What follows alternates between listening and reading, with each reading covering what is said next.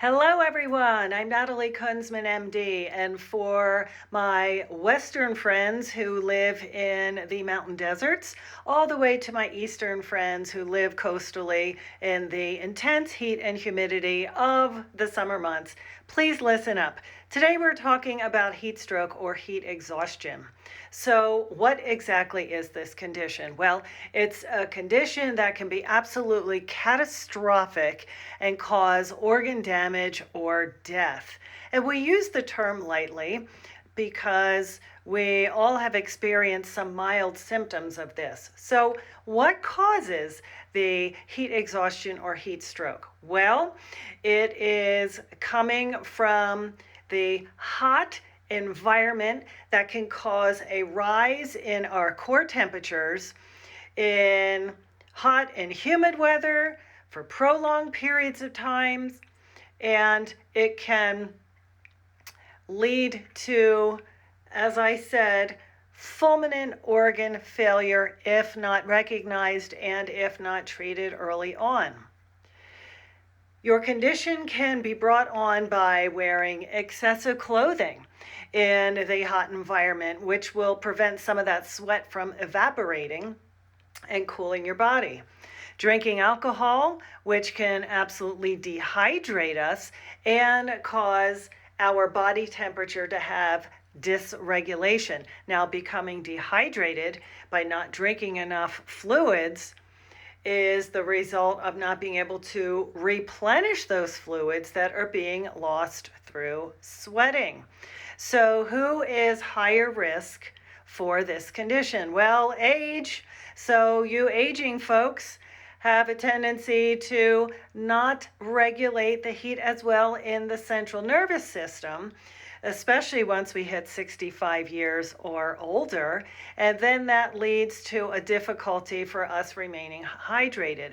Also, keep in mind that as our skin thins and we lose that fat pad, we are not able to regulate our heat temperatures as well either. Also, this is an obvious one, and this is where the summer months come into play, not only because the environment is much hotter, but we are exerting ourselves in hot weather. Now, some of you military personnel may understand that some of the training, as well as some of you intense athletes in football or long distance running in hot weather, these are very particular conditions that can lead to heat stroke because of its prolonged exposure in the heated environments. Now, if you have a sudden exposure to hot weather, you could still be susceptible to these heat-related illnesses in the summer months.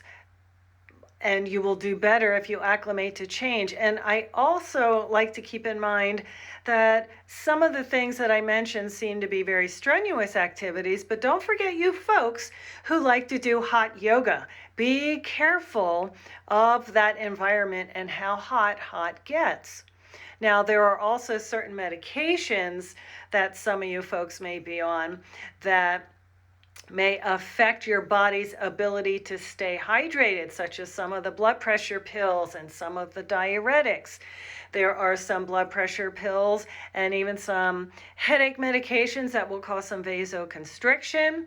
There are some beta blockers that can reduce our body's ability to maintain blood pressure.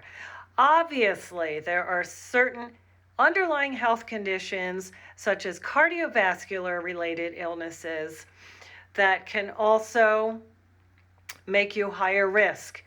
If you are sedentary or obese or have a previous history of heat stroke, be mindful because your body may not be prepared for this intense heat.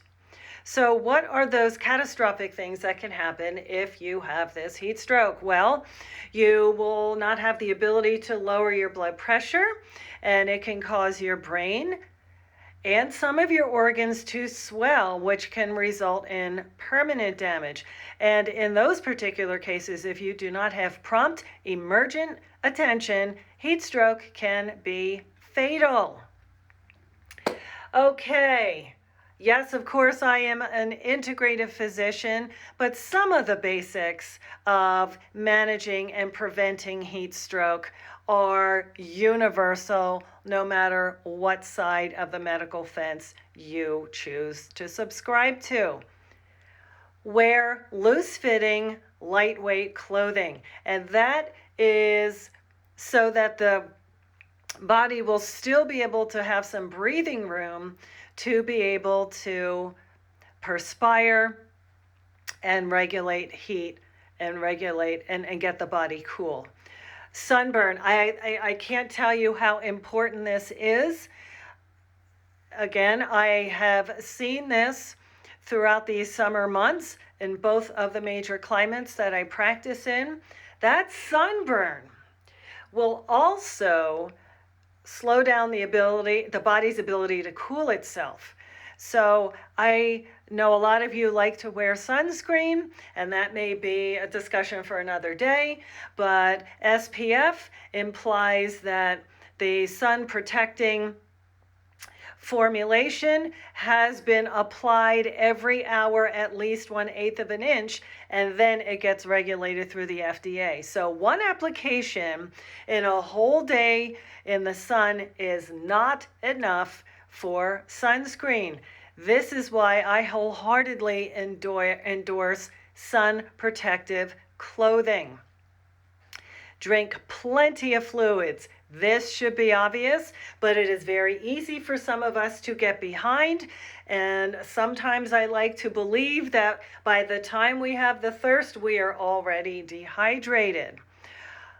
You see reports of this nearly every summer, but do not leave somebody unattended in a car with the windows up for any prolonged periods of time. If you are on certain medications, and even some of the stimulant family can make you higher risk for this, please be cautious with your medications to stay out of the sun, protect from the sun, stay out of the heat, and make sure you are extremely well hydrated. Obviously, you can do some of your activities in the early morning hours or the late hours to get away from some of the most hot and intense portions of the day. Make sure that you have emergency services on hand, and this may be something as simple as carrying your water, making sure there's a buddy system, knowing where your medical emergency systems are, making sure your battery is well charged in case you need to get a hold of emergency